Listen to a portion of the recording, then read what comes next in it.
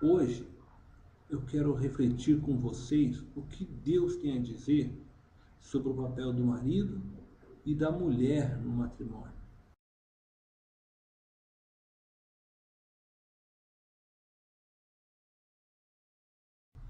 O que eu quero realmente dizer a você é que o apóstolo Paulo, ele não está baseando suas afirmações em questões sociológicas.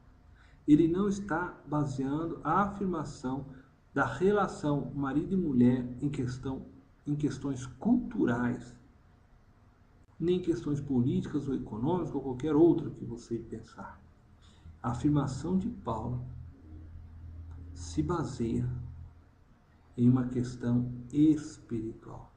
Isto é, o que Paulo afirma sobre o papel do marido, o que Paulo afirma sobre o papel da esposa, está baseada na mesma proporção do papel da igreja com Cristo. E eu estou afirmando isso porque hoje a sociedade, ela quer dizer que esse texto se baseia numa questão cultural da época contemporânea de Paulo.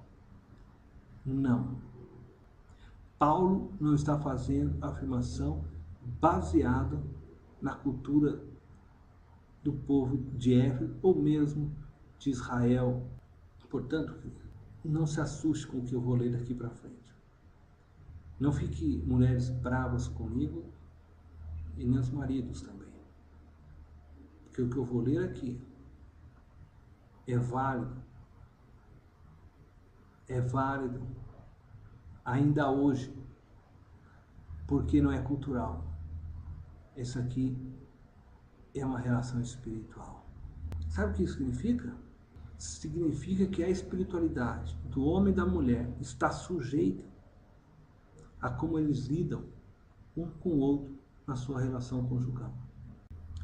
Maridos, não fiquem bravos quando eu chamá-los à responsabilidade. E mulheres, não fiquem bravas quando eu chamá-los à submissão. Mas é o que o texto nos ensina.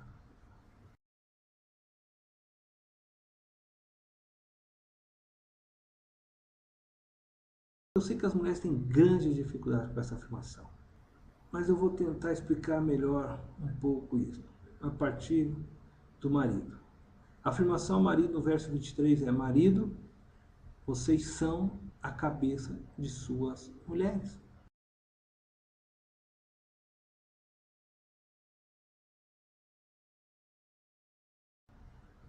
Mulheres, aceitem isso. O marido é a cabeça do lar.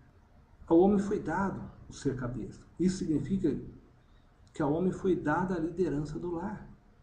Marido, ser líder do lar é ser responsável por sua esposa, ao ponto de se sacrificar a si mesmo em prol dela. Liderança do lar não é sujeitar a esposa à humilhação, mas sujeitá-la à honra. Cristo honrou a igreja. Cristo viveu para a igreja e morreu pela igreja. Então a liderança no lar, ele é um chamado para você, homem, assumir o cuidado da esposa e dos filhos.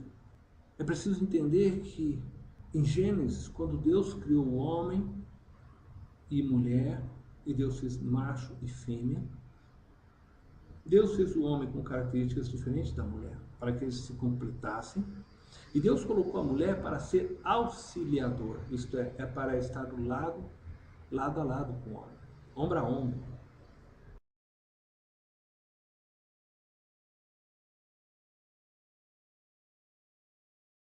A mulher veio para auxiliar. Ela está em igualdade, ela não é inferior. E ela também não é superior.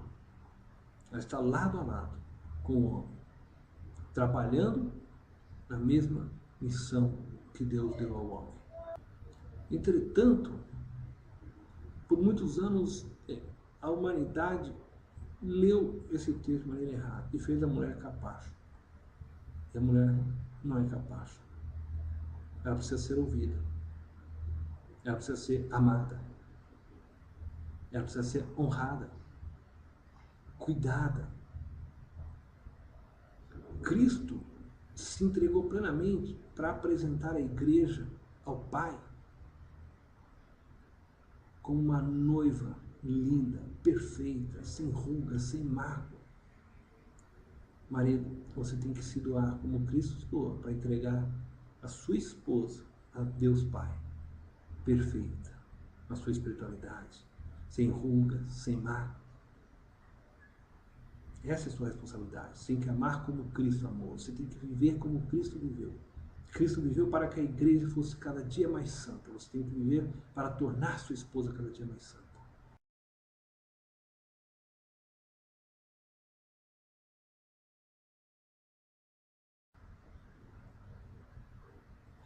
Bom, se você prestar atenção no texto de Efésios, a partir do capítulo 28 ao 31, nós vamos perceber que esse texto apresenta o homem como provedor. Cuidar do corpo é a forma que Paulo está usando que o homem deveria cuidar de sua mulher. Aquele que ama o seu corpo, ele alimenta o seu corpo, ele cuida. Então, aquele que ama a mulher também alimenta a mulher, cuida dela, em todos os aspectos. Mas os homens sempre tiveram muito claro, desde lá de Gênesis, quando Deus formou homem e mulher, e Deus deu ao homem uma força, Deus deu ao homem uma capacidade racional, lógica, que a mulher não foi dada.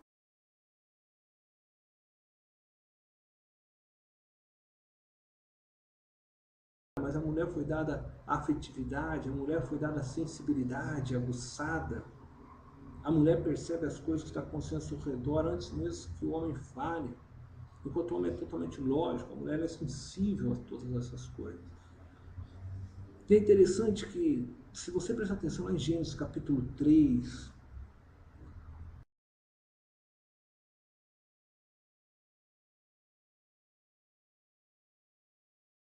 quando homem e mulher erram, quando homem e mulher pecam, ambos são punidos por Deus. Mas a punição da mulher, ela se faz aonde? Ela se faz na maternidade. Deus diz para a mulher que a partir daquele momento ela iria gerar o filho com dores.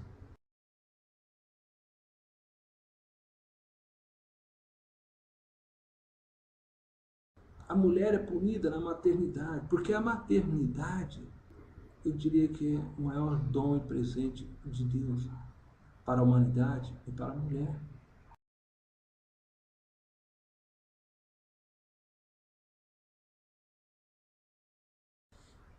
E o homem, ele é punido exatamente no aspecto provedor.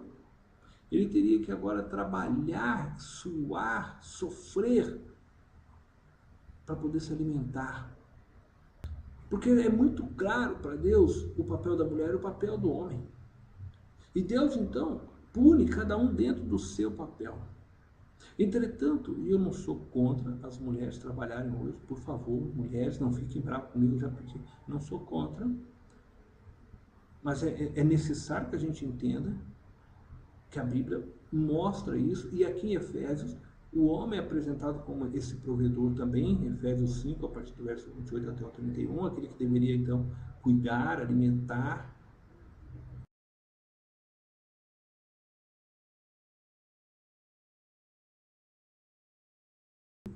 É interessante que a mulher, nos últimos anos, ela começou a ter uma ascensão na dimensão profissional.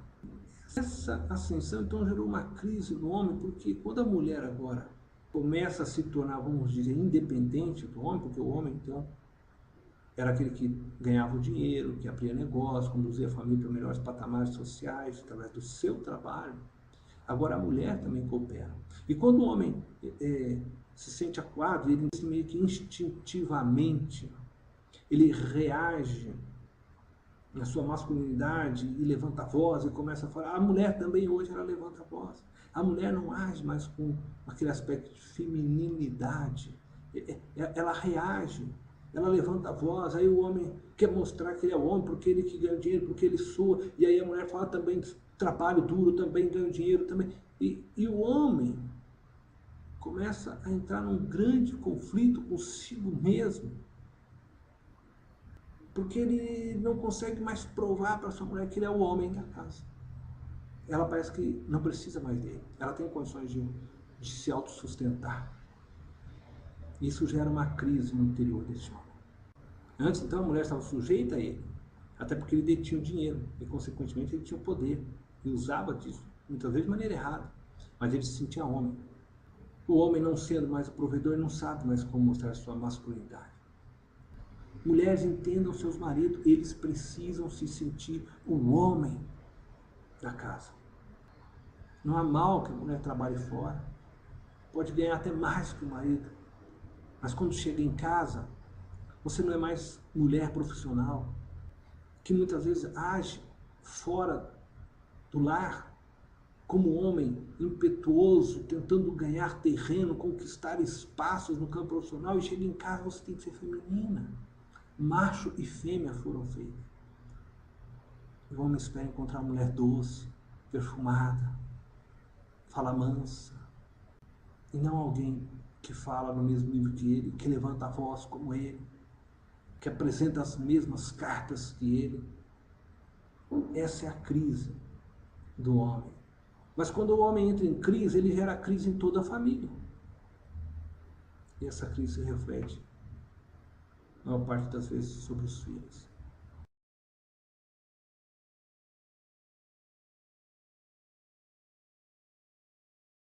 E ser auxiliadora não é motivo de desonra. Não podemos pensar numa auxiliadora da maneira que se trata lá fora, né? Uma auxiliadora administrativa. Nós temos o costume de pensar que uma auxiliadora administrativa é alguém menor que uma administradora. Senão não seria auxiliadora.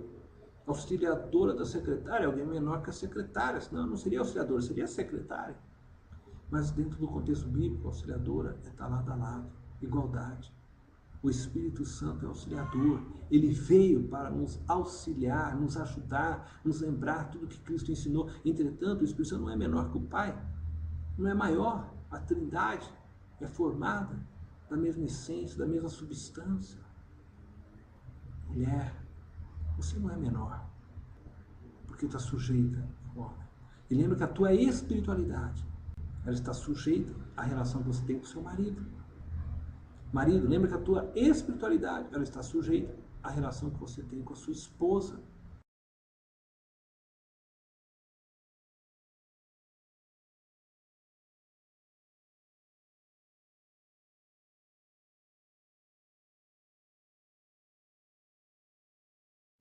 Mulheres, os homens só se sentem amados quando são respeitados.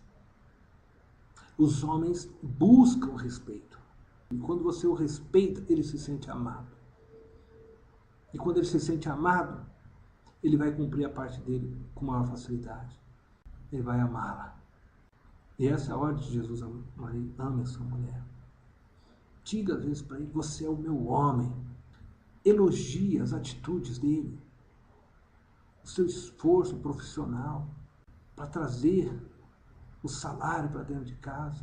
Elogia o seu caráter como homem, a sua beleza como homem. Ele é o seu homem, então cuide dele, respeite ele, trate-o como homem. Tratar como homem não é falar de homem para homem, mas é você ser mulher. Despertando nele a masculinidade. E quando o homem ele é amado, quando ele se sente respeitado, ele está pronto para ganhar o mundo. Então, o sucesso do seu marido depende de você, mulher. Respeite-o, trate-o bem, ame através do respeito.